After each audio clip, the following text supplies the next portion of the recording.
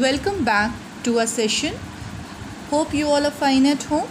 Students, yesterday we did a topic that was dignity of labor, right? I will just give you a small summary what we did yesterday so that it will be easy to you to give a quick remembrance, and it will be helping you out to remember the sequence or the chapter easily.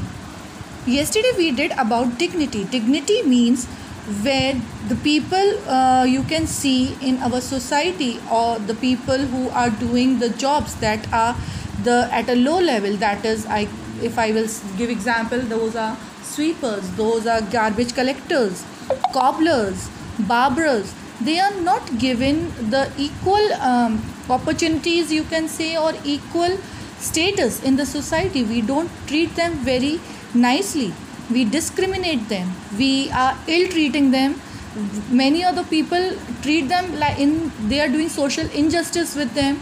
They are creating inhumanity is a simple word that we can use, right? So these people, those who are sweepers, those who are cobblers, those who are garbage collectors, these people are so important in our life, so that it is our responsibility to respect the work they are doing. Children, because of only these children, these people, we are living in a clean and neat society, and we should treat such workers with respect, right? If we compare the society regarding our country or the Western countries, here yesterday we have seen in the Western countries these people are given very importance. Then even the school children are also doing the side work, some small work to earn their pocket money, so that they can help their parents and they can give their school fees by their own, or they can do whatever earning they are doing. It can help them out in any other way, right? After that, a small example was about Mahatma Gandhi. We heard about Mahatma Gandhi, right? Mahatma Gandhi had never considered any job to be an inferior or superior for him. Every human being was same, right? For example, small story was told over here that once Mahatma Gandhi had gone to a place where he saw the toilets were very dirty. So he asked one of the people why the toilets are dirty. So he said, that is not my job. I will not do it. And why should I do it?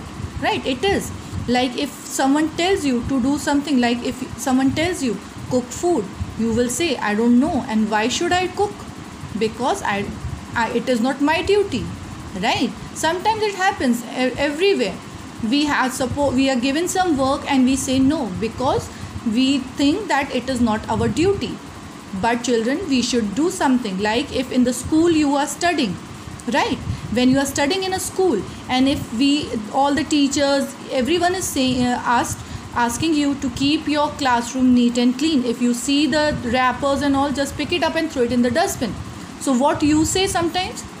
Ma'am, I have not eaten it. Why should I throw? Right? That is not mine. Everyone gives such answers. So over here, when Mahatma Gandhi asked that particular person to clean the washroom, he said, it is not my duty. So what Mahatma Gandhi did? He picked up a broom and himself started cleaning the washroom, right? Now even in the schools we see there are so many people who are doing the good job. They are cleaning the washroom, they are cleaning the corridors, they are cleaning the classrooms for you all to sit and have a healthy atmosphere, right, students? Now there is one more story given over here. Yes, one story is given to us. We will read this story now. Anisha was very sad during the lunch break that day. All her classmates stopped talking to her because they had come to know that Anisha's father was a coolie. You know, everyone knows what a coolie. When you go to the bus station or you go to the railway station, there are people who help you out to take your luggage to the particular train coaches, or from train to outside where your taxi or your vehicle is parked, Anisha was quite disturbed by the behavior of her classmate, but she kept on doing her work sincerely. Yes, it happens. So what happened? Anisha was very sad in the class because no one was talking to her, because everyone came to know that her father was a coolie. On the annual day of the school, Anisha was given the most promising student of the year award by the principal of the school. Anisha came up to the mic and said, "I am untouchable poor girl. My father is a coolie and my mother washes clothes in other houses to earn money to feed me and my siblings." Children, sibling means your brothers and sisters. "My parents work very hard to send me to school. I am proud of their work. I want to become an IAS officer when I grow up. I'll work for the upliftment of all children who belong to the poor families." Everyone clapped for her and congratulated her parents. After the function, all the classmates came to her and apologized for their behavior. Children, apologize means saying sorry. They felt ashamed of their attitude towards her. Now what happened? When the annual day of the school was being held, so Anisha was given as a best student trophy by the principal. Right? When she came on the stage, on the mic she said that I am an untouchable girl because my parents are doing a work, like my father is a coolie and my mother is washing clothes in someone's house. But she said she is proud of her parents because they are working hard so that she can go to school and study and become educated. She also told that she want to become an IAS officer, and when she grow up she want to help all the children to study who are coming from a poor family. So what happened, children? Everyone, her classmates felt bad. They went to her, said sorry and apologized to her. Untouchability means pollution by the touch of certain person by reason of their birth in a particular community. Right? Children's untouchability means the people who are considered to be coming from a very low level community. So like if you see if normal life, if I tell you, if the sweepers, your mothers, your parents tell you don't touch them and come, be away from them. See, right? So that we are calling is that untouchability over here. Gandhiji considered it as a bite of Indian society.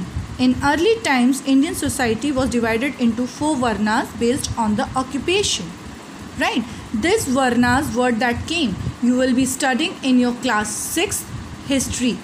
Right? Our Indian society, we have divided people into 4 categories. Right? And in those 4 categories, it was the last categories was known as Shudras. These Shudras were the people, those like sweepers who clean the garbage and all, those were called as Shudras, and they were termed as untouchables, who used to do all type of cleaning work. They lived in miserable condition as they were considered to be the outcast by the members of the other caste. Right? And they were treated very badly. There was social injustice done by them, by the higher caste people. Right, students?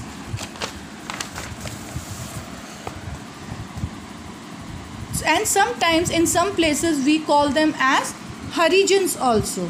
Right? After that, what happens, as the time has gone, some changes were being made by the government.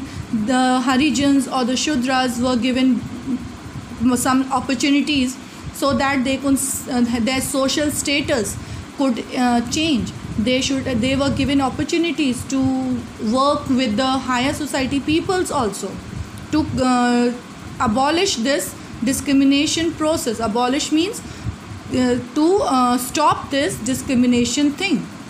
The government of India has undertaken many steps to safeguard interest of the citizens. Untouchability was banned. Yes, it was.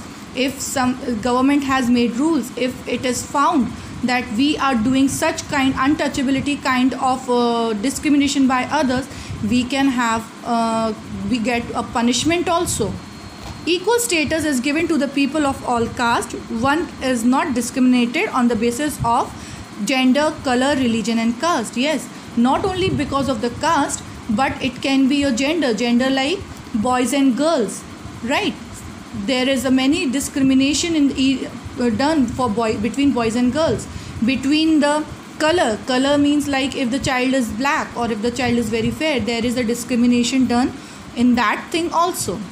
These measures are helped in the upliftment of the people in large to a great extent. Right, students? Today I am ending here. Again tomorrow I will be coming back. Stay safe.